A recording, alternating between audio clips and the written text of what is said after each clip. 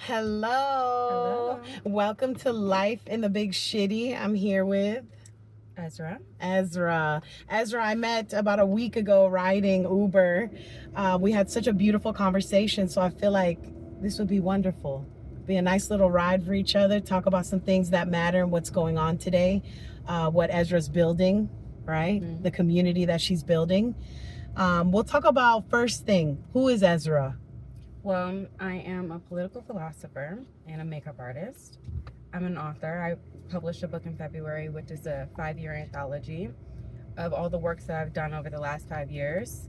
And it's called None of This Will Make Sense, available on Amazon. So I'm just building something that just aligns with me in my whole life. And I just recently opened a makeup studio.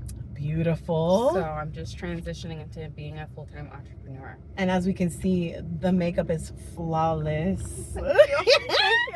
Flawless, baby. So tell me a little more about the book if you'd like.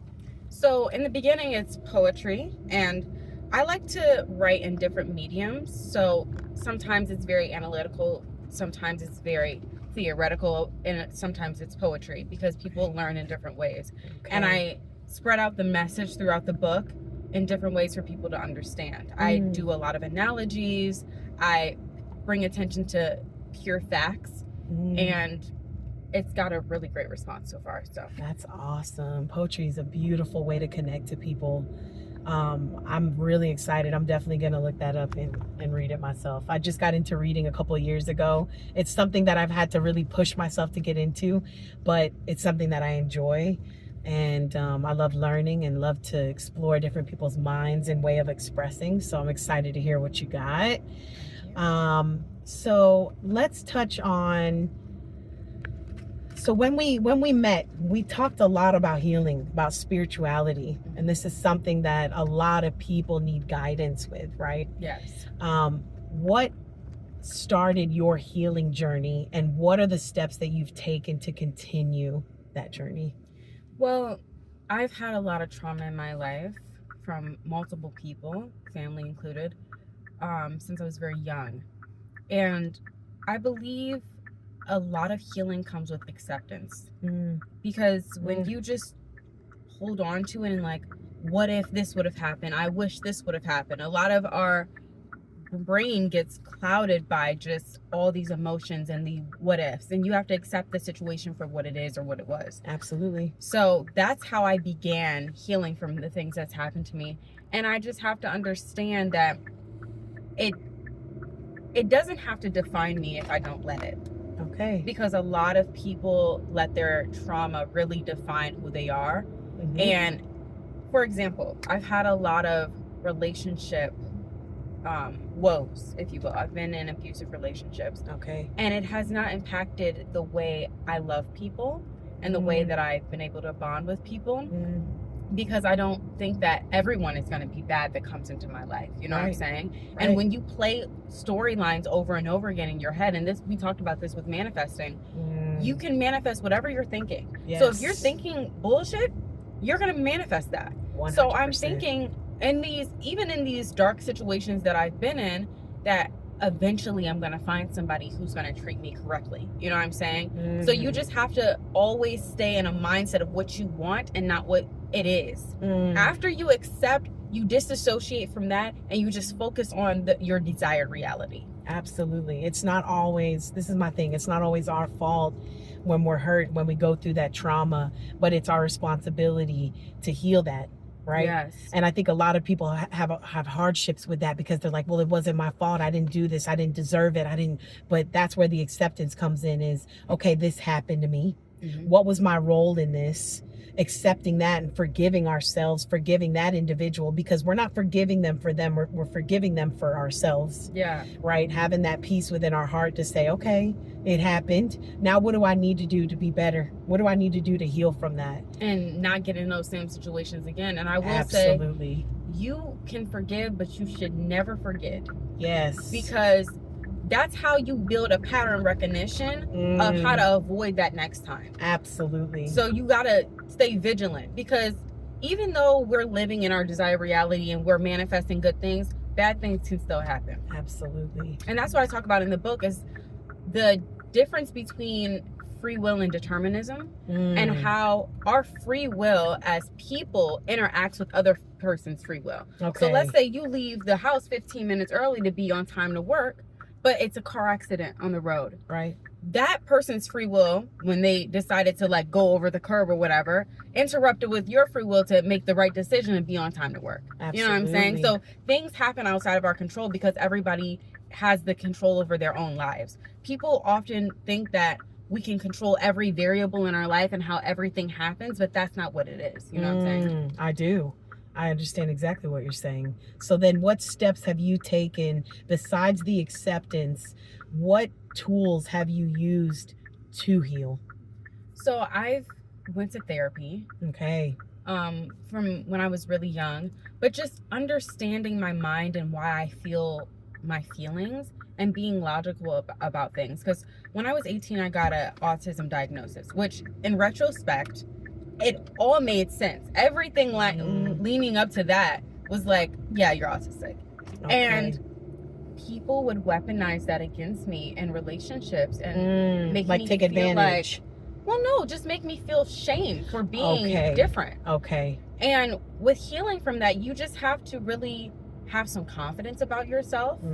Self-esteem goes a long way, and just not let what other people do really impact you. You have to build some thick skin. Right. And with healing, a lot of things just take time.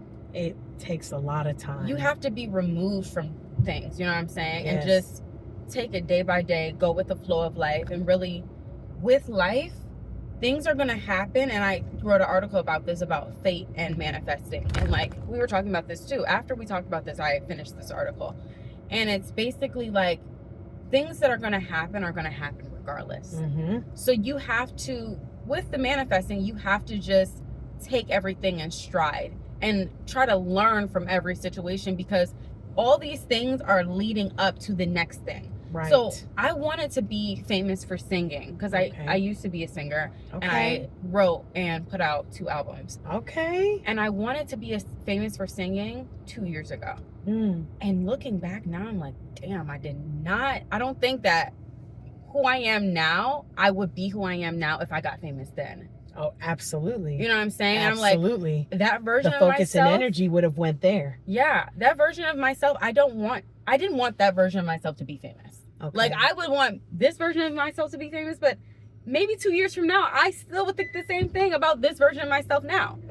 So when you don't get what you want in the moment, you just got to give it some time. And then if you actually are introspective and retrospective, you'll be like, you know what? Maybe that wasn't a good idea. You know what I'm saying? Absolutely, I do. I think that I hear, yes, it resonates with how I feel about things. I think, like you're saying, what's going to happen is going to happen, but it's up to us to learn how to cope with those things. Yes. And it's up to us to learn the coping mechanisms and the way to process things, which is why I think it's important to talk about being autistic, because when you're autistic, you process differently. Absolutely. Right? Than the norm. And that's a whole nother thing too, which I think, in my personal opinion, autism gives us a little more intelligence. It gives us a little more, how can I say this, leeway to understand and break through what it was, what it is, and how can we, like you say, stay away from it, do better, deal with it, and feel it. So so therapy's one.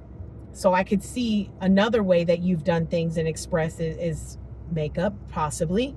Your creative outlets. What creative outlets have you used? Because that is such a big subject that I think that we need to talk more on, is because a lot of us right now are struggling with our sexual energy, which is related to our creative energy.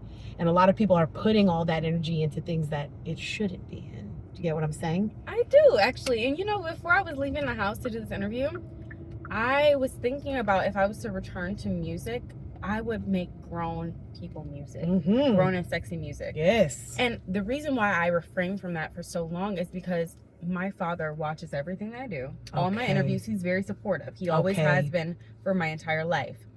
And now that I'm in a different era of my life, I want to talk about things that I want my music to evolve with me. Okay. And my craft to grow with me, and I want it to match where I am in my life.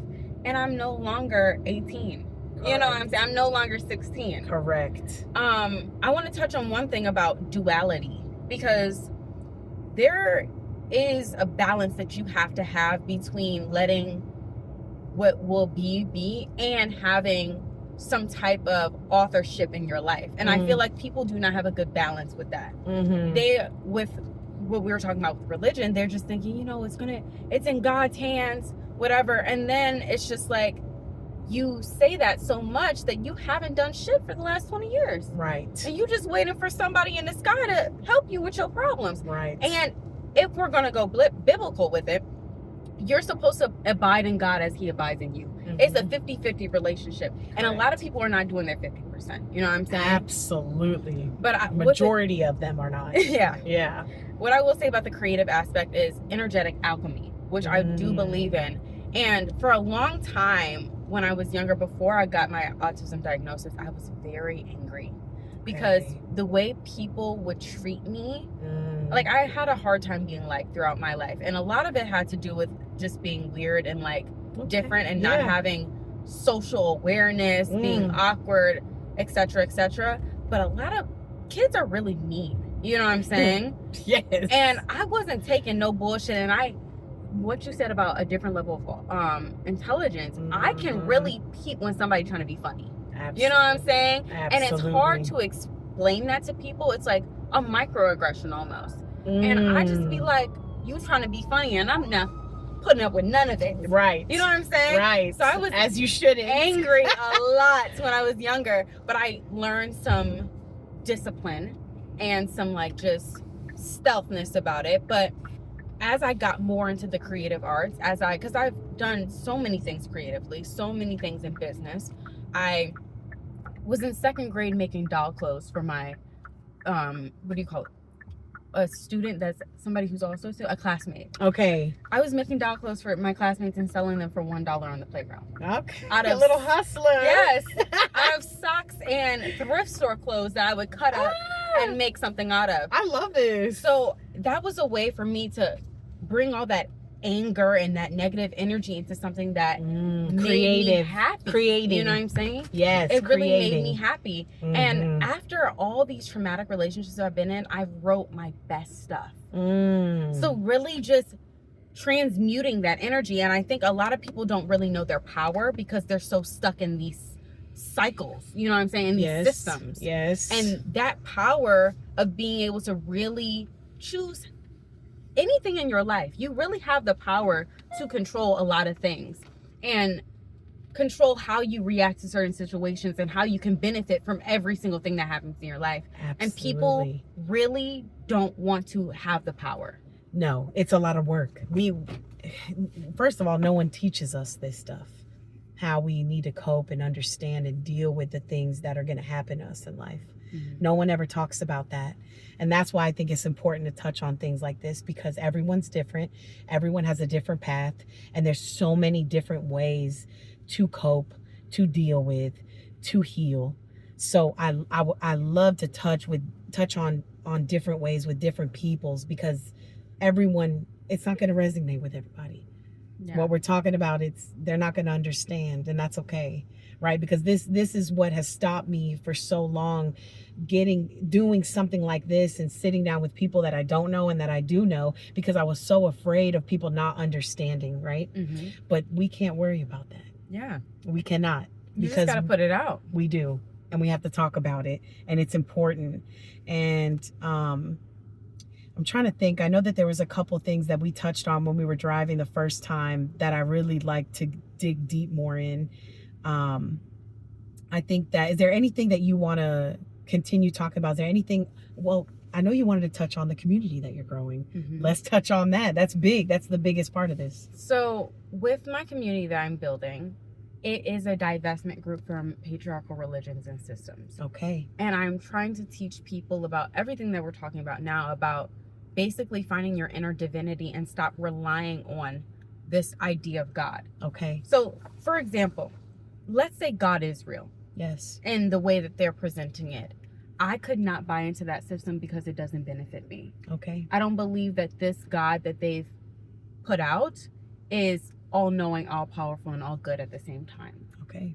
And what that means is, if I put myself in the shoes of other people to see what I would do, right? Mm-hmm. And if this God has less morality than me, why would I be serving this God? Okay. You know what I'm saying? I do. I couldn't I've sit struggled. up. I've struggled with it myself. I can't sit up in the sky and have all the power to do the right things and rectify situations and not.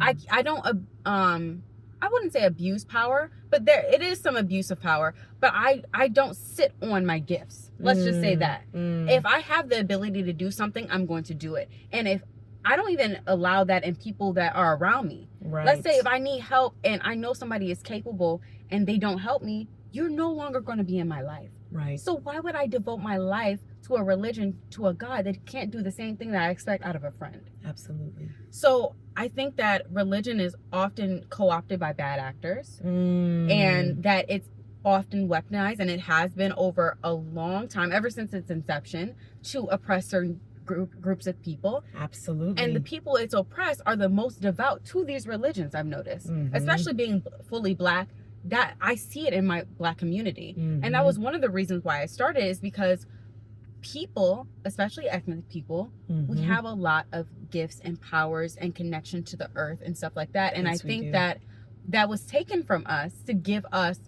this colonial religion that does not benefit us, and it doesn't make sense. Okay. And if we talk about like private practices, because some things in Native American culture is private practices and Latino culture is private practices, I think that religion, Christianity specifically, works so well for white people because it's a private practice. And because if the slave and the slave master is praying to the same God, who is answering the prayers? Whose prayers are being answered? Right. And it seemed like the reason why these systems work for certain groups of people is because it was created to. You know what I'm saying? Yes, it was designed for Exactly. them. Okay. So in this cult community that I created, I don't accept sacrifices, donations, or worship. I tell people, don't worship me, I am not your God.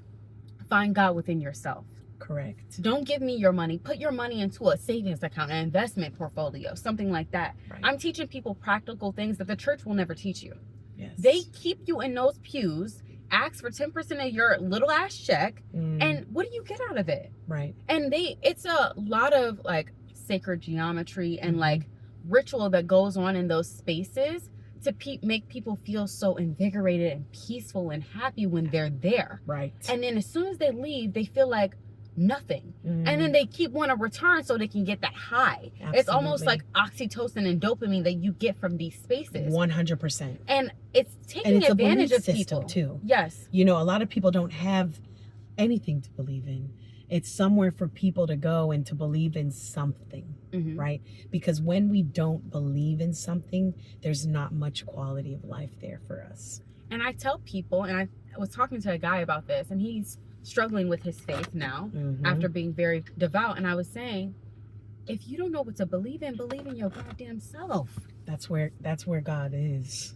You have to believe in yourself. Yes. I feel like there is a weakness in people, which we all have weaknesses, that they need this coping mechanism because they've built their life on this. And it's just, why do you need to believe in something outside of what you can see and what you can feel and what you can experience as a human being? Because we're so disconnected from that. We need to get connected. We need to get connected. Yes. Yes, and that's ma'am. the goal, is for people to connect with themselves and just do right for right's sake. Be good for goodness sake. Right. And morality doesn't have to come from God or a book. You should be good because that's what's in you. Right. You should do the right thing and stand up for people because that's what's in you. Right. And I'm trying to explain that to people. We have the commandments and the virtues and the fences and the Queendom of Ezra, which is the community. And it's, don't be violent. Don't be deceptive. Actually apply yourself. Be dedicated. Be loyal. These things that should just be taught to people in general. It shouldn't be within the confines of religion. Absolutely. I 100% agree with that. That's a beautiful, beautiful statement. Thank you. So it's almost like a philosophy way of life. Yes. It's not a religion. Yes. It's a philosophy. Yes. It's about doing good, seeing good, and remembering the light within yourself. I think so. I have someone that I work with that's a spiritual guide, And that's what woke me up. It's not that he told me how to do things. It's not that he told me how I need to do things, how I need to look at no, it was, you need to remember the light within yourself. Yes. And when you do that, everything else will follow. And it's so true, because you want to take care of that light. Yes. After we had our conversation, I wrote the article. It's called The Fate of Magic. And I put in there, we often forget ourselves. We forget so much. And these spiritual guides, or somebody like me who created a community, we're not telling people how to be. We're just helping them remember how they always were. Hello. You know what I'm saying? The magic within ourselves. Yes. But a lot of people can't see that without healing. And that's why the subject of healing is so important for me, and what I want to really touch on and talk about with majority of the people that I get inside here. It's going to be fun. It's going to be bullshit sometimes, but sometimes we're going to touch on this stuff, because it's like, how can we connect with what's the magic within if we're not healed? Because when I was not healed, I could not see, I could not understand. I had no room, right? Mm-hmm. That's all I was where I just had pain, anger, frustration, guilt, shame. I didn't have space to remember how magical I was. Yeah, and I mean, when in learning religion, because I grew up apostolic, okay, it comes from a place of trauma. Sometimes it's traumatizing to have to wake up so early and being forced to learn these different things, sit still when you're like 5 years old in a place, and being told a strict regimen on how to live. And some people, it's hard for an adult. That's hard for me. Yeah, some people grow up in really like tight-knit religious cults or areas where everything is determined for you, and that can be traumatic for some people. And I think that trauma bond that they create with other people and religions keeps them in it. And I think because they're not healed from their trauma, everything associated with religion is just what I must do, because they're hearing their mom's voice in their head. Oh, you gotta go to church, you gotta read your Bible.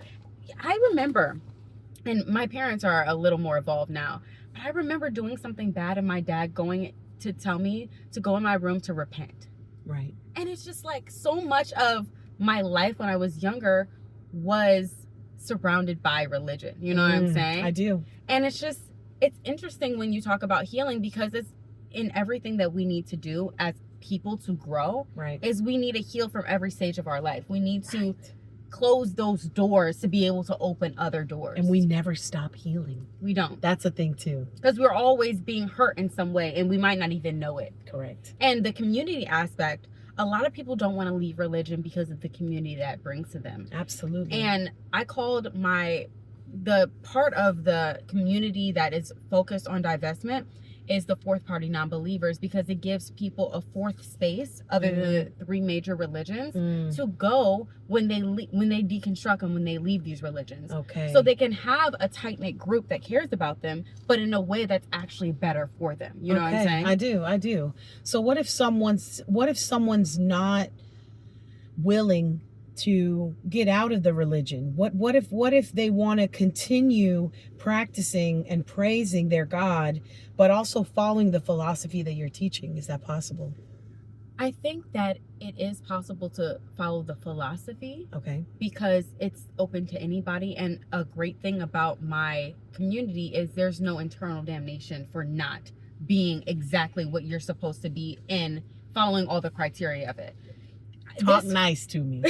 Talk nice to me, because they need to hear that. It's for everybody. A lot of people, they lose their religious people lose their spirituality because they feel like they cannot be spiritual and connect with earth and Mother Nature and water and the elements that the earth provides, because they feel like they're going out of their religion and worshiping, or not even just worshiping, but there's another word that I'm looking for. Idolizing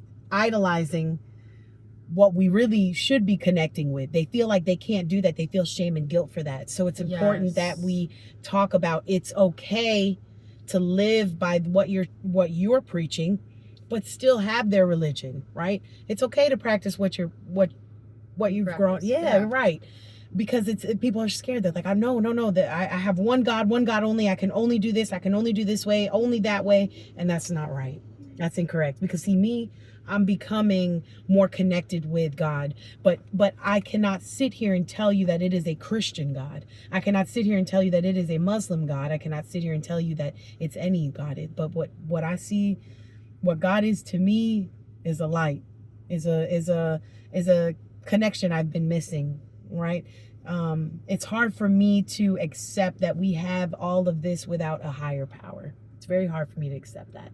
But I also cannot accept religion on how it's built today, on how it's explained Yes. today. You understand what I mean? I've never been able to truly understand and say, okay, like you're saying, the damnation part. That's what doesn't resonate with me, what I cannot align myself with. How can you tell me that there's a God that is going to damn me to hell because I didn't know better? But true love is freedom. And that's what people are not Mhm. understanding. Even though if you really want to be a part of the community and like be deep into it, you have to deconstruct. But the philosophy on the surface level is for everybody to be able to follow, because even religious people, they need to have this philosophy because they're so caught up in their world, they don't really have as much morality as they think that they do. Right. So that's what is for everybody. But to be in the tight-knit community, there has to come some deconstruction at some time. Okay. You know what I'm saying? Okay, I do. To Well, be on the same frequency. absolutely. Okay. To be like-minded with everybody, a meeting of the Okay. minds. Okay. But I will say about the love is freedom part, people really think that their God has a plan for their entire life and is all-knowing, but also gives them free will. Right. You cannot have true free will if your decisions are already made for you. Mm. There's a level of cognitive dissonance within the religious mind that it creates a psychosis. And it's so crazy. It's like a military training if you think about the indoctrination. Because I was watching this girl's live that was doing makeup, because I always watch other makeup creators to be able to get techniques and learn. Sure. And somebody asked her what her zodiac sign it was, and she said, "I'm a child of God. I don't do that." And I'm like, girl, you act like they're so scared of going to hell. I'm wondering, do you believe in hell more or God? Right. What do you believe in more? I don't run my community based off of fear. Right. And that's what these religions are doing. It's the fear of, I don't want to go to hell, so I just got to be strict about my shit. Right. That's not a way to Zodiac is live. real. It is. Christ lived by the zodiac. Right. They don't even know that the true understanding of Christianity. Our stars, our planets, our moons, our earth, everything aligns, everything is connected. Yes. How can we sit here and just dismiss when we were born, the times we were born, who we were born by, all these things that matter? Numerology, this stuff is real. This stuff tells us who we are, our Yes. characteristics, how we should be, the things that we should put our energy into. And it's like that's what aggravates me with religion. They're limiting themselves. So narrow-minded. And Christ died at 33. That 33 number is everywhere. That is numerology. You know what I'm saying? And the time of the Pisces, the Piscean age. Okay. And the age of Aquarius, the age of Pisces. And we look back in the Bible and we can date back all of these ages with the zodiac. Right. And the age of Pisces came with Christ because of the 2 fish and 5 loaves that he made into all these meals for all these people. That was the start of that. And with my call and my community, I talk about, and I will be talking about more, how certain groups of people are trying to bring us into different ages because that's when they have the most power. And they sacrifice to different deities to get more power on this earth. And I feel like a lot of religions are death cults because they sacrifice innocent people and children, and they do these rituals to gain power on this earthly land. Right. And they're telling you not to do magic because that's what they're doing. They don't want you to have access to the power that they're using against you. Correct. That's where the disconnect comes in. Why would they want us to know the power that we hold within ourselves? Because then they don't have the power. Yes, because everybody can access it. Yes. But they don't want you to access it, so they demonize it. They say, "Oh, you're worshiping the devil, da da da da da."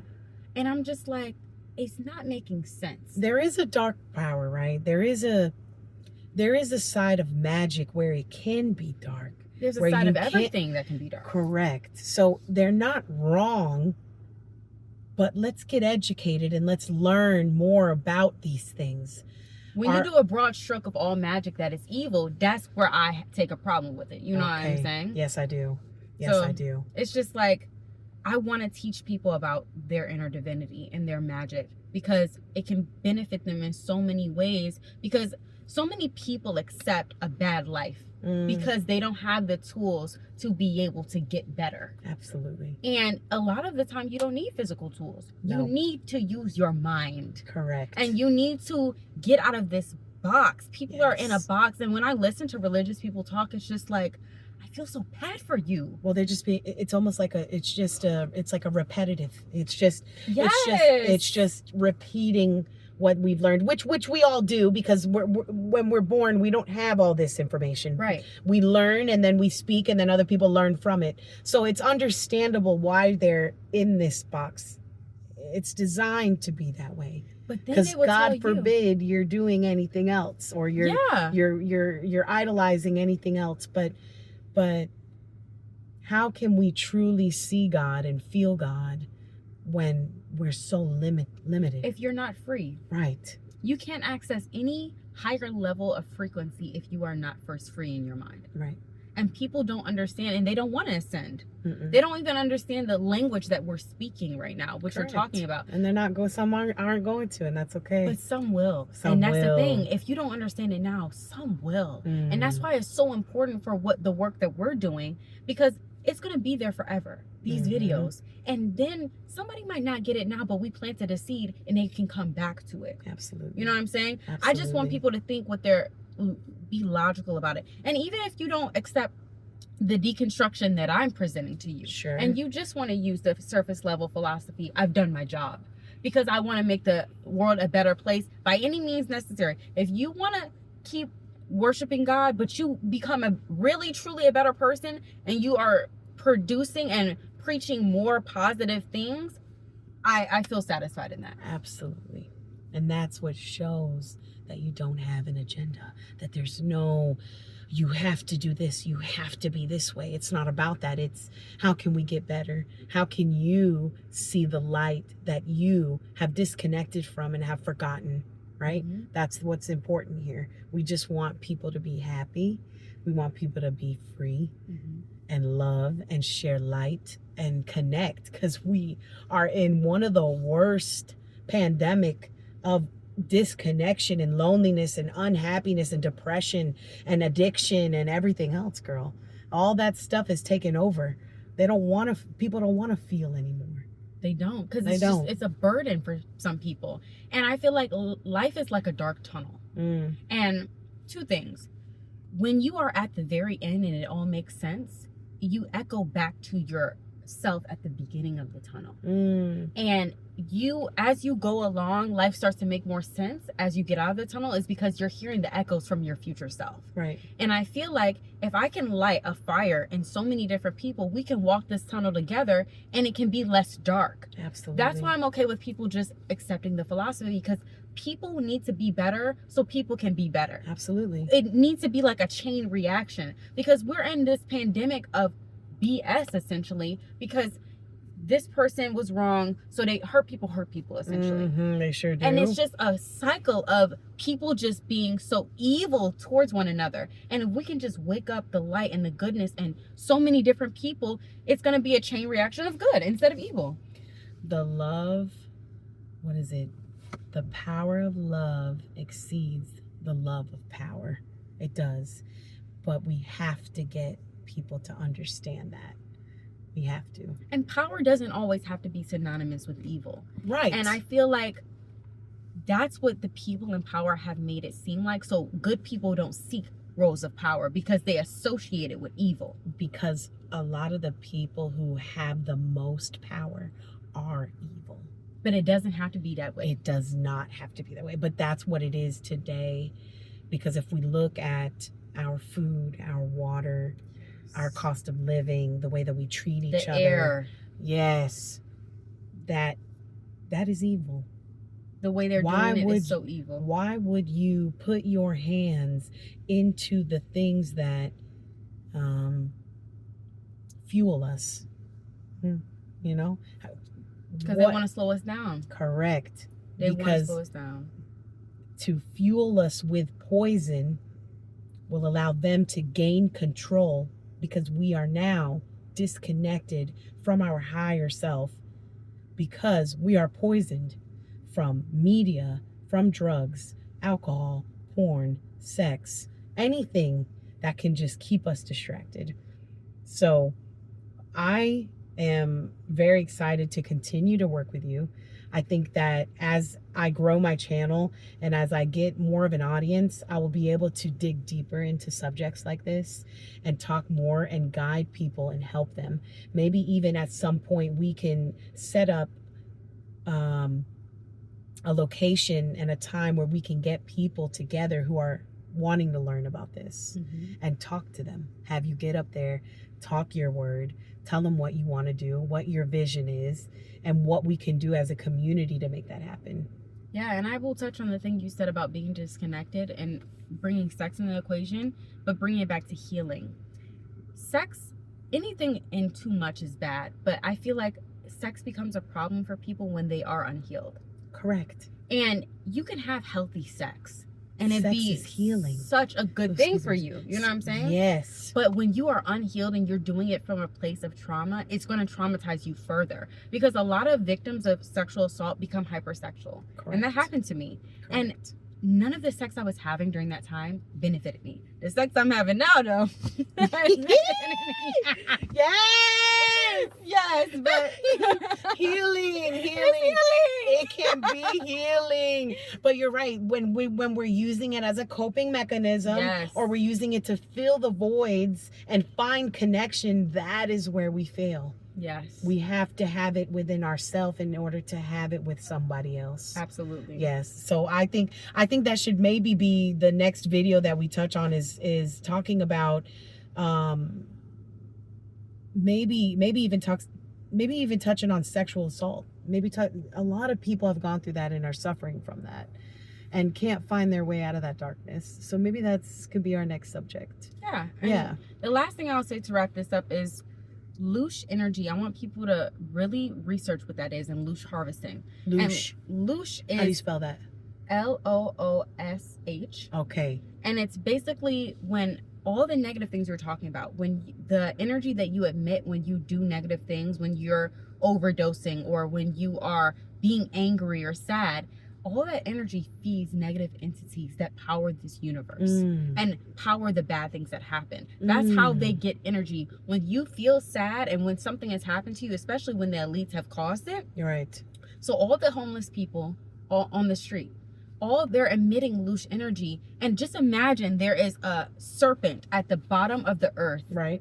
And every time something negative happens and these negative reactions occur, and all these, let's say, Holocaust or genocide, all of that energy emitted from those events feed these negative energy that give the power to the elites. 100%. So I want people to just, for the next time we talk, put that in your hat. Loosh energy. Yes. Okay. And loosh harvesting. Okay. All right. Beautiful. What a beautiful conversation I had with you today. Thank you. Such a pleasure. I'm excited to see you grow and build this community. I think it's very important what we're talking about and the movement that you are creating. We're gonna go inside and get a drink, but till next time. Thank you, guys.